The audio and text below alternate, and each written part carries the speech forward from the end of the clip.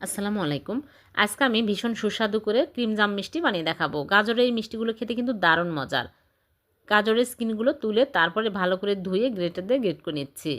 তারপরে চুলায় প্যান বসিয়ে দিয়েছি, দিয়ে দিচ্ছি লিকুইড দুধ। 2 কাপ দুধ জাল করে ঘন করে 1 কাপ করে নিয়েছি।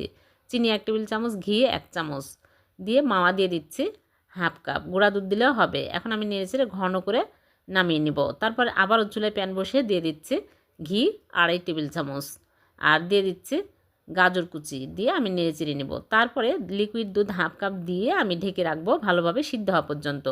সিদ্ধ হয়ে গেলে নেড়েচেড়ে চিনি দিয়ে দিচ্ছি 1/2 কাপ। তারপরে আমি ঢেকে রাখবো আবারও। তারপরে দিয়ে দিচ্ছি গুঁড়ার দুধ 2 চামচ দিয়ে নেড়েচেড়ে ঘন করে নিতে হবে, টাইট করে নিতে হবে। তারপরে আমি চুলা থেকে নামিয়ে এইরকম করে চমচমের শেপ দিয়ে আমি ভিতরে পুর দিয়ে এইরকম করে বানিয়ে নিচ্ছি। সবগুলো বানানো হয়ে গেছে। হয়ে গেল ভীষণ সুস্বাদু গাজরের ক্রিম জাম মিষ্টি। ভালো লাগলে